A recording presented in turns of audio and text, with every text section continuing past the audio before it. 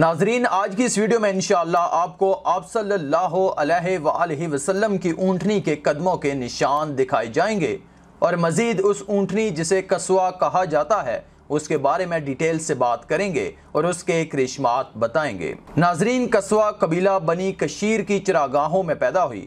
اس کی رنگت سرخی مائل تھی۔ جب قصوہ 4 سال کی ہوئی تو حضرت ابو بکر صدیق نے اسے بنی کشیر سے 800 درہم کے عوض خرید لیا۔ سیرت کی کتابوں میں ہے کہ جب رسول اکرم نے صحابہ اکرام کو مدینہ منورہ ہجرت کی اجازت دی تو اکثر صحابہ اکرام ہجرت کر گئے، مگر آپ صلی اللہ علیہ وآلہ وسلم نے حضرت ابو بکر صدیق کو ہجرت سے یہ کہہ کر روکے رکھا کہ شاید اللہ تعالیٰ آپ کے لیے کسی ساتھی کا انتظام کر دے۔ یہ سن کر حضرت ابو بکر صدیق نے ہجرت کی تیاریاں شروع کر دیں اور بنی کشیر سے 2 تیز رفتار اور طاقتور اونٹنیاں خرید لیں۔ ان 2 اونٹنیوں میں سے ایک قصوہ تھی۔ بخاری شریف میں ہے کہ ہجرت کے وقت اللہ کے رسول اور صدیق اکبر نے غار میں پناہ لی۔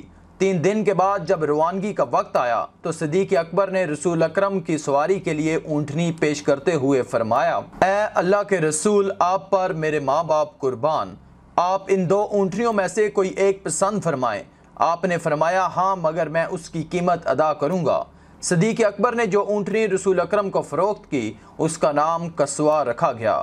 آپ صلی اللہ علیہ وآلہ وسلم نے اس کی قیمت ادا کی، پھر اس پر سوار ہو کر مدینہ منورہ روانہ ہوئے۔ علماء اکرام کا کہنا ہے کہ سفر ہجرت میں حضرت ابو بکر صدیق سے اونٹنی خریدنے میں حکمت یہ ہے کہ اللہ کے رسول چاہتے تھے کہ اس مبارک اور تاریخی سفر ہجرت میں آپ صلی اللہ علیہ وآلہ وسلم اپنی جان و مال سے ہجرت فرمائیں۔ قصوہ کو یہ شرف حاصل ہوا کہ آپ صلی اللہ علیہ وآلہ وسلم نے اس پر سوار ہو کر مکہ مکرمہ سے مدینہ منورہ تک کا وہ عظیم سفر کیا جسے اسلامی تاریخ میں ہجرت کہا جاتا ہے۔ ناظرین، مدینہ منورہ پہنچ کر رسول اکرم صلی اللہ علیہ وآلہ وسلم نے قباء میں قیام فرمایا۔ پھر اللہ کے رسول نے مدینہ منورہ کا رخ کیا، جہاں پہنچنے پر مدینہ منورہ کے لوگوں نے رسول اکرم کا استقبال کیا۔ اس مبارک سفر میں بھی رسول اکرم قصوہ پر سوار تھے۔ انصار اگرچہ دولت مند نہ تھے لیکن ہر ایک کی یہی آرزو تھی کہ رسول اکرم اس کے ہاں قیام فرمائیں۔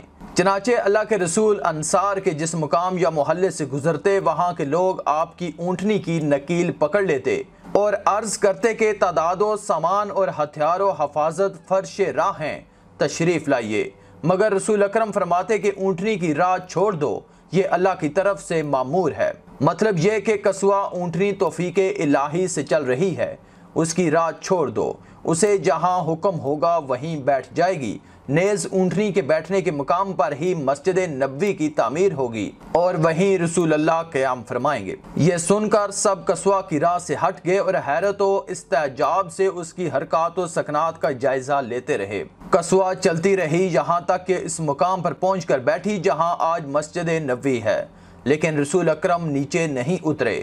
قصوہ دوبارہ اٹھی، تھوڑی دور گئی، مڑ کر دیکھنے کے بعد دوبارہ اسی مقام پر آ کر بیٹھ گئی۔ اس کے بعد آپ صلی اللہ علیہ وآلہ وسلم نیچے تشریف لے آئے۔ یہ پیارے آقا کے ننہال والے یعنی بنی نجار کا محلہ تھا۔ اللہ تعالیٰ اپنے نبی کو ننہال میں قیام فرما کر رسول اکرم کی عزت افزائی کرنا چاہتے تھے۔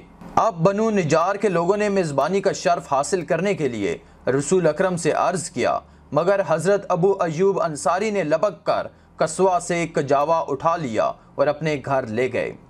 اس پر رسول اکرم نے فرمایا، آدمی اپنے کجاوا کے ساتھ ہے۔ چنانچہ حضرت ابو ایوب انصاری کو رسول اکرم کی میزبانی کا شرف حاصل ہوا۔ ادھر حضرت سعد بن زرارہ رضی اللہ تعالیٰ عنہ نے آ کر قصوہ کی نکیل پکڑ لی۔ چنانچہ اس مدت کے دوران قصوہ ان کے پاس رہی۔ اللہ تعالیٰ نے قصوہ کو وہ طاقت و قوت عطا کی کہ وہ وحی کے بار کو برداشت کر سکے۔ علماء اکرام کہتے ہیں کہ وہ واحد سواری تھی جو وحی کا بار برداشت کر سکتی تھی۔ پیارے آقا اس پر سوار تھے اور اچانک آپ صلی اللہ علیہ وآلہ وسلم پر وحی کا نزول ہوتا تھا۔ وحی کے نزول کے وقت پیارے آقا کا جسم اطہر اپنے وزن سے کئی گنا بھاری ہو جاتا تھا، یہاں تک کہ اس کی تاثیر ارد گرد کی چیزوں پر بھی ہوتی تھی۔ حضرت عائشہ صدیقہ رضی اللہ تعالیٰ عنہا فرماتی ہیں کہ رسول اللہ اپنی اونٹنی پر سوار تھے اور اچانک وحی کا نزول ہوتا۔ वही का इतना बोझ होता था कि हमें ऐसा मालूम होता गोया कस्वा की हड्डियां चटक जाएंगी। वही के बोझ का अंदाज़ा लगाने के लिए एक और रवायत पेश खिदमत है। एक मरतबा प्यारे आका हज़रत ज़ैद बिन साबित रज़ी अल्लाह तआला अन्हु की रान पर सर मुबारक रख कर आराम फरमा रहे थे कि अचानक वही का नज़ुल शुरू हो गया। सैयदना ज़ैद कहते हैं कि अल्लाह की कसम, कुरान के बोझ से करीब था कि मेरी हड्डी टूट जाती। मैं समझा कि आज के बाद मैं अपने पैरों पर नहीं चल सकता। नाजरीन, कस्वा को ये शर्फ हासिल है कि उसे 5 अहम मौका में शिरकत नसीब हुई। रसूल अकरम ग़ज़वा बदर के लिए उसी पर सवार होकर तशरीफ़ ले गए। सुलह हदैबिया, उम्रा कज़ा, फ़तह मक्का और हिज्जतुल विदा के सफ़र में भी कस्वा शरीक थी। फ़तह मक्का के मौका पर रसूल अकरम मक्का मुकरमा में इस हाल में दाखिल हुए कि तवाज़ा और इनकिसारी से प्यारे आका का सर झुका हुआ था।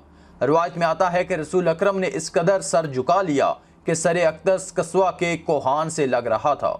जब आप मस्जिद अल हरम में फातिहा बनकर दाखिल हुए तब भी आप कस्वा पर सवार थे। उस वक्त बैतुल्लाह के गिर्द 360 बुत थे। आपके हाथ में कमान थी। आप कमान से बुतों को मारते और फरमाते, हक आ गया और बातिल मिट गया। प्यारे आका की ठोकर से बुत औंधे मुंह गिर पड़ते। प्यारे आका ने कस्वा पर सवार होकर बैतुल्लाह का तवाफ फरमाया। हुज्जतुल विदा का सफ़र भी अल्लाह के रसूल ने कस्वा पर किया। रवायत में आता है कि 9 ज़िलहिज्जा को आप सल्लल्लाहु अलैहि वसल्लम के हुक्म पर कस्वा पर कजावा कसा गया और अल्लाह के रसूल बतन वादी में तशरीफ़ ले गए, जहाँ 1 लाख से भी ज़्यादा सहाबा इकराम का मजमा था। अल्लाह के रसूल ने वहाँ एक जामिया खुतबा दिया। ये खुतबा हिज्जतुल विदा के नाम से मारूफ है। ये मसावात इंसानियत और ज़ात पात के खात्मे का अव्वलीन चार्टर है। कस्वा को ये शर्फ हासिल है कि अल्लाह के रसूल ने उसकी पीठ पर बैठकर ये जामिया खुतबा इरशाद फरमाया।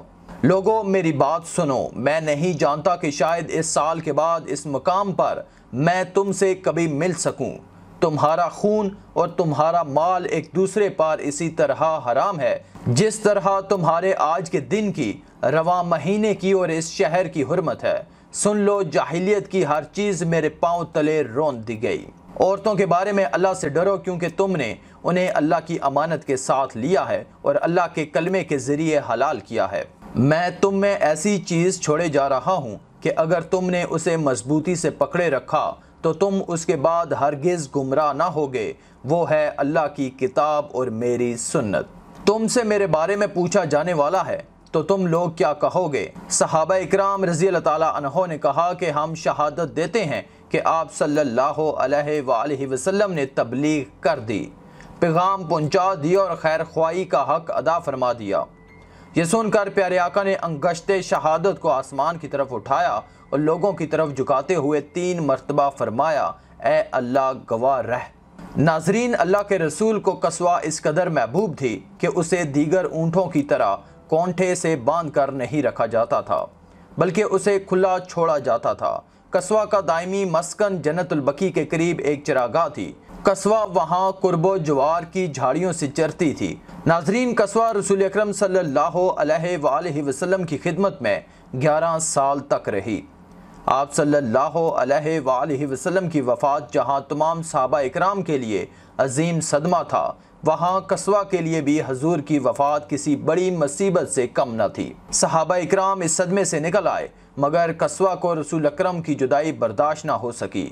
शिद्दत गम की वजह से खुद अपना बोझ उठाने के काबिल ना रही। कस्वा ने खाना पीना तर्क कर दिया। आंखों से मुसलसल आंसू बहते रहते थे, यहाँ तक कि सहाबा इकराम ने उस पर रहम खाते हुए उसकी आंखों पर पट्टी बांध दी।